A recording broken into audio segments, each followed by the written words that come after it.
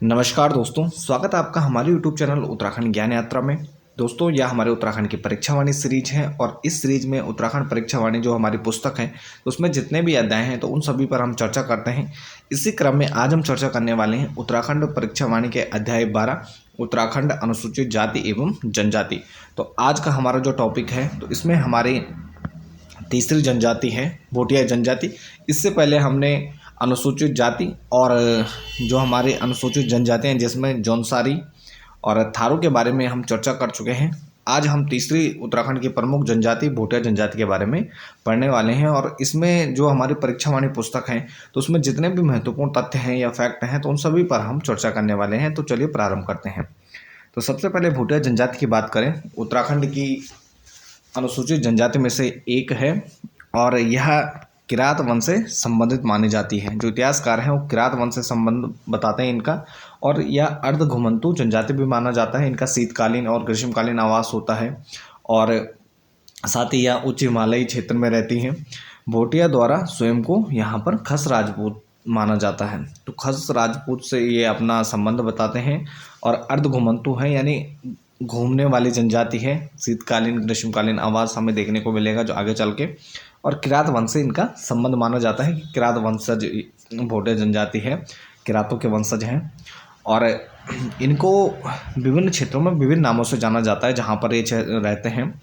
तो ये लद्दाख में इनको भोटा कहा जाता है, हिमाचल प्रदेश किन्नौर में भोट इनको कहा जाता है, पिथौरागढ़ तिब्बत नेपाल सीमा पर इनको भोटिया कहा जाता है। तो इनके विभिन्न नाम हैं। जिस स्थान पर रहते हैं या जिस हिमालयी क्षेत्र में रहते हैं वहाँ पर इनको अलग अलग नामों से जाना जाता है। लद्दाख में भोटा, हिमाचल प्रदेश किन्नौर में भोट और उत्तराखंड पिथौरागढ़ तिब्बत नेपाल सीमा पर भोटिया। उत्तराखंड के 3 जिलों में इनका जो निवास है वह हमें देखने को मिलता है, जिसमें हमारे हम जब उत्तराखंड का मैप देखते हैं तो उसमें जो ऊपरी क्षेत्र है जिसमें हमारे 3 जनपद आते हैं, जिसमें हमारा पिथौरागढ़, दूसरा हमारा चमोली और तीसरा हमारा उत्तरकाशी। तो 3 जो ऊपरी यहाँ पर हमारे जनपद हैं जो जिनमें यहाँ पर महा हिमालय या उच्च हिमालय का भाग आता है। तो इसमें ये तीनों यहाँ पर जनपदों में भोटिया जनजाति का निवास स्थान पाया जाता है और 3 जिलों में 291 ग्रामों में इनका निवास स्थान है जो कि विभिन्न नदी घाटियों में ये बसे हुए हैं। जिसमें अगर हम प्रमुख नदी घाटियों की बात करें जहाँ पर इनका निवास स्थान देखने को मिलता है तो वह है भागीरथी, विष्णुगंगा, नीति, जाड़गंगा, ब्यास, जोहार और चौदस। तो विभिन्न घाटियों में ये इनका निवास स्थान है। भोटांतिकों के अगर हम अंतिम गाँवों की बात करें तो उत्तरकाशी में अंगर, जादू और नेलंग तो इनके प्रमुख गांव हैं जो हमें उच्च हिमालय के अंतिम क्षेत्र में देखने को मिलते हैं।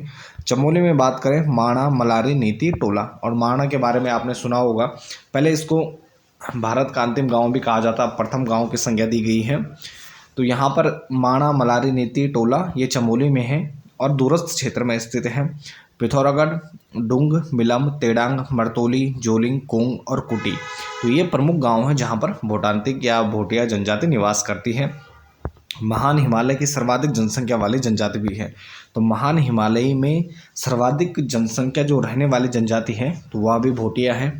और भोटिया की कुछ प्रमुख उपजातियों का निवास की अगर हम बात करें तो जिसमें चमोली में मारछा या तोलछा के नाम से इनको जाना जाता है, उत्तरकाशी में जाड़ भोटिया हैं और पिथौरागढ़ की बात करें तो यहाँ पर जौहारी, दरमिया, चौंदासी, ब्यासी और सोका यानी जो भोटिया जनजाति हैं तो उनकी भी कुछ उपजातियां हैं और उनके भी विभिन्न नाम हैं।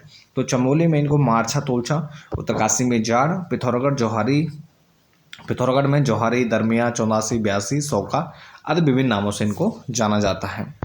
अब इसके बाद यहाँ पर भोटिया जनजाति विभिन्न स्थानों पर इनके अलग अलग नाम हैं। तो वही मारछा तोलछा उत्तरकाशी में जाड़, पिथौरागढ़ में, और ये एग्ज़ाम में पहले पूछा जा चुका है। मारछा तोलछा वाला भी चमोली जिले में इनको कहा जाता है। उत्तरकाशी में जाड़ भोटिया से संबंधित प्रश्न भी आ चुके हैं और इसके अलावा पिथौरागढ़ में सौका से संबंधित प्रश्न भी आ रखा है यूकेटीपीएससी या यूकेपीएससी के एग्ज़ाम में। तो यहाँ पर ये काफ़ी महत्वपूर्ण हो जाता है।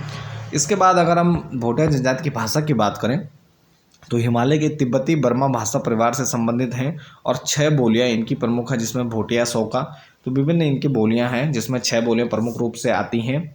और इसके साथ ही यह जब हमारे उत्तराखंड के जो अन्य यहाँ पर जातियाँ हैं या अन्य लोग हैं तो उनसे जब संपर्क में आते हैं तो मुख्यतः यहाँ की जो लोकल लैंग्वेज है, स्थानीय बोलियाँ हैं, तो उनका प्रयोग भी करते हैं।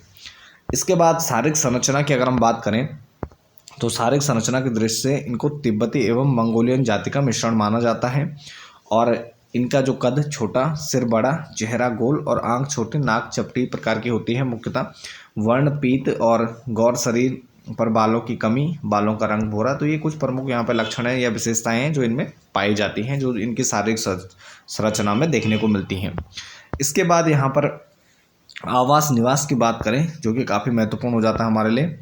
2134 से 3648 मीटर के ऊंचाई वाले जो स्थान होते हैं, जिसमें मुख्यतः क्या होते हैं, चारगाह सुविधा युक्त हों, तो इनके जो ग्रीष्मकालीन आवास होते हैं जो चारगाह से युक्त होते हैं, मुख्यतः जहाँ पर पशुओं को ये, क्योंकि मुख्यतः पशुपालन और किड्स इनका सेकेंडरी है, पशुपालन इनका फर्स्ट जो ये उनका जो मुख्य पेशा है तो पशुपालन है। तो यहाँ पर ये मुख्यतः जो चारगाह वाले क्षेत्र होते हैं वहाँ पर ये रहते हैं। तो इनके जहाँ पर जो आवास होते हैं, ग्रीष्मकालीन आवास होते हैं, उनको मैत कहा जाता है। तो ग्रीष्मकालीन आवास इनके मैत कहलाते हैं। और अगर शीतकालीन आवास की बात करें, जब ऊंचाई वाले जो स्थान होते हैं, यानी जो इनके मैत होते हैं, जहाँ पर बर्फ़ जम जाती है, पूरी तरह बर्फ़ जम जाती है और वो रहने लायक वह क्षेत्र नहीं रहता है, तो ये फिर कुछ जो निचले स्थान हैं वहाँ पर आते हैं। और इन स्थानों को जो यानी इनका शीतकालीन आवास होता है तो गुंडा या मुंसा कहा जाता है। तो ग्रीष्मकालीन आवास मैथ और शीतकालीन आवास क्या हो गए, गुंडा या मुंसा इनको कहा जाता है।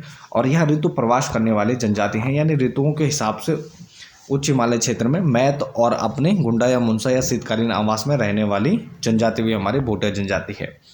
अब इसके अलावा आवास में इनकी लकड़ी का प्रयोग अधिक होता है और दरवाज़ा छोटा बनाते हैं, क्योंकि उच्च हिमालय क्षेत्र में रहते हैं, वहाँ ठंड मुख्यतः अधिक रहती है, तो यहाँ पर लकड़ी का प्रयोग अधिक होता है और दरवाज़ा छोटा बनाया जाता है। अब इसके बाद यहाँ पर परिधानों की बात करें, ये वेशभूषा की बात करें, तो भोटिया जनजाति के कुछ प्रमुख परिधान हैं, जिसमें पुरुषों के द्वारा रंगा घुटनों तक का कोट होता है, उसे पहना जाता है। गैजू या खगचसी या एक ऊनी प्रकार का पजामा है। चुंगठी या चुकुल टोपी को इनको कहा जाता है। और बांखें ऊनी जूता होता है, जिसे बांखें कहा जाता है। तो ये पुरुषों के कुछ प्रमुख परिधान हैं। इसके अलावा चारधाम यात्रा के दौरान अधिकतर जो पहना जाने वाला ओवरकोट जैसा परिधान होता है, तो यह महिला और पुरुषों दोनों के द्वारा पहना जाता है। तो इनका एक पारंपरिक परिधान है, तो यहाँ पर इनके द्वारा ये मुख्यतः मतलब पारंपरिक रूप से पहना जा रहा है। इसके अलावा प्रसिद्ध कालीन जो भोटिया दन है, जो इनका प्रसिद्ध कालीन है, जिसको भोटिया दन भी कहते हैं, तो सितंबर 2021 में इसे जीआई टैग प्रदान किया गया। तो सितंबर 2021 में इसे जीआई टैग दिया गया भोटिया दन, जो इनकी प्रसिद्ध कालीन है। तो यह भी काफ़ी महत्वपूर्ण हमारे लिए। भोटिया महिलाओं द्वारा धारित परिधानों का अगर हम बात करें, तो इसमें चुमाला पूरी बाह का मैक्सिनुमा एक वस्त्र होता है, चुमाला कहते हैं। च्यों कहते हैं आदि बाह का मैक्सिनुमा वस्त्र। चुकला कहते हैं टोपीनुमा वस्त्र होता है। चुपती है और जूझ है, तो जूझ यहाँ पर कमर में लपेटने वाला वस्त्र को कहा जाता है। इसके अलावा यहाँ पर भोटिया जनजाति के प्रमुख आभूषण भी पूछे जाते हैं। तो सबसे पहले अगर हम आभूषणों की बात करें, तो भोटिया जनजाति के जो आभूषण हैं उनको भोटिया नाम उनका क्या है, सालीपुली। तो आभूषणों को उनके उसमें सालीपुली के नाम से जाना जाता है, जिसमें प्रमुख आभूषण है जो महिलाओं के द्वारा धारित किए जाते हैं, जिसमें लक्षेप अंगूठी को कहा जाता है। बीरा वाली यहाँ पर सिर आभूषण है। पतेली वाली ये भी सिर आभूषण है।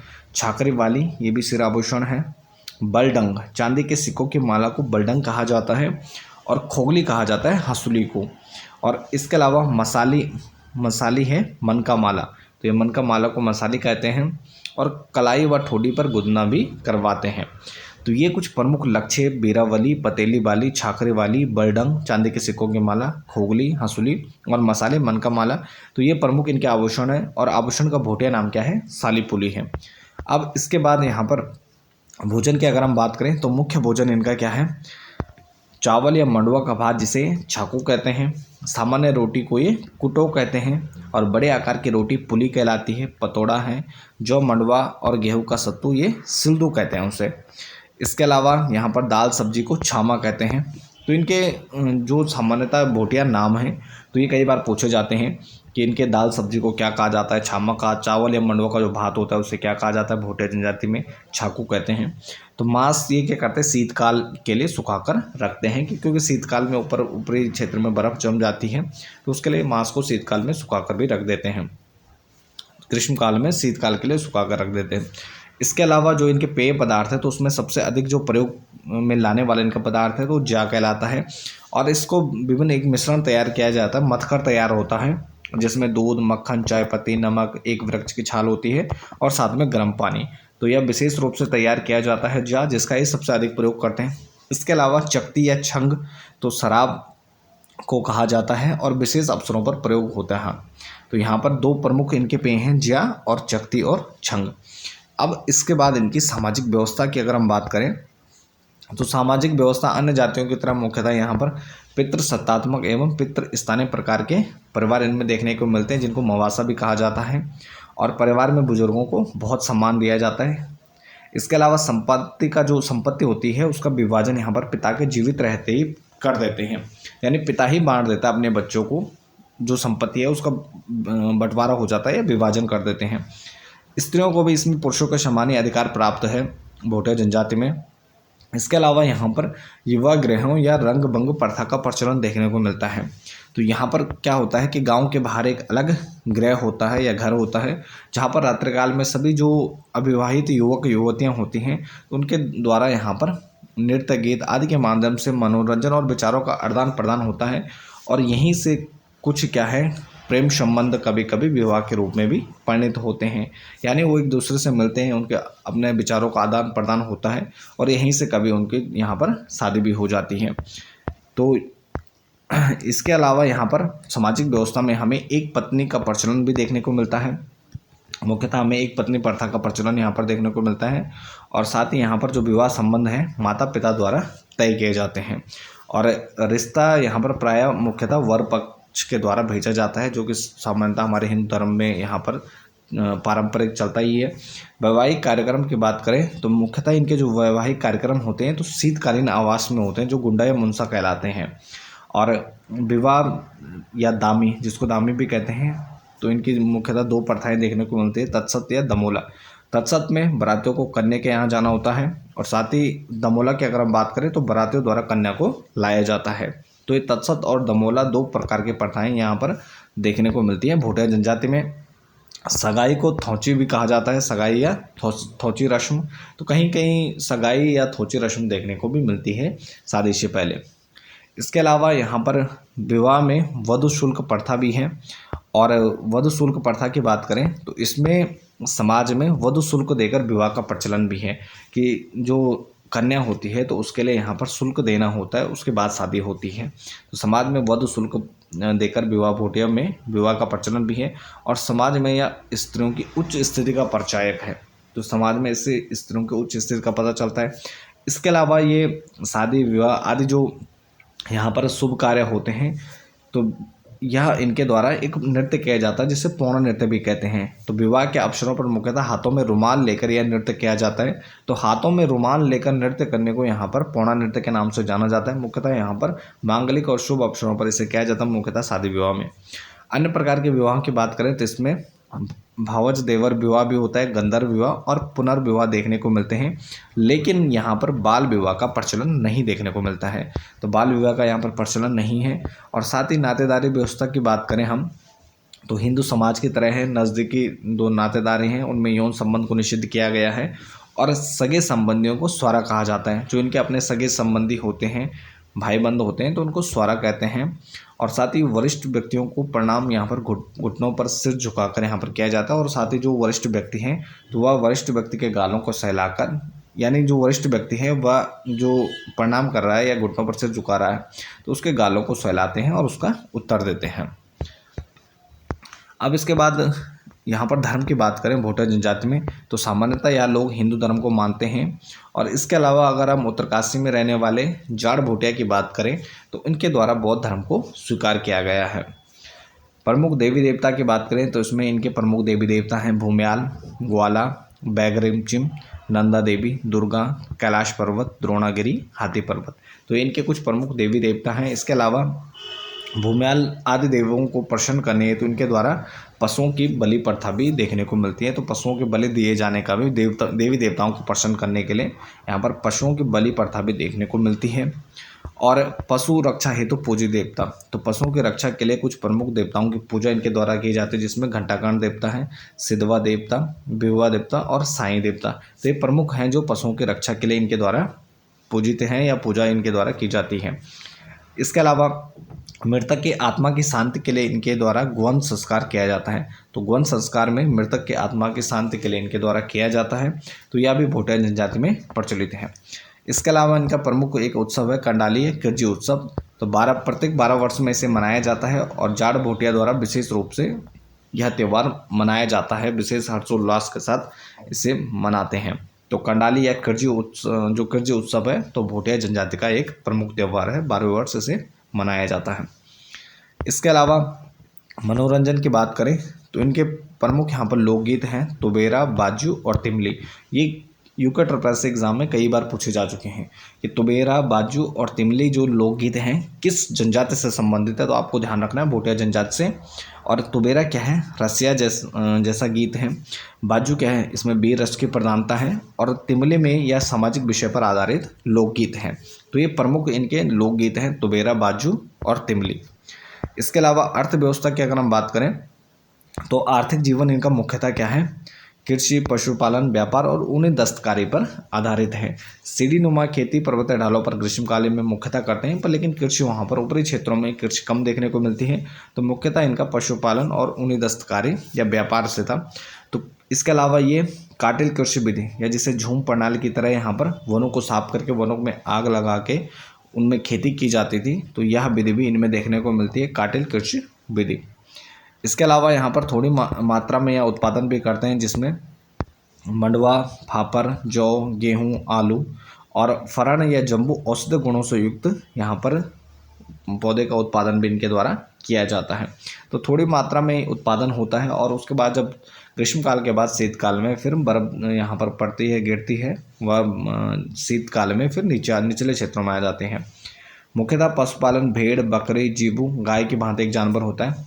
तो मुख्यतः इनका पशुपालन में भेड़, बकरे और जीबू को यहाँ पर ये लोग पालते हैं।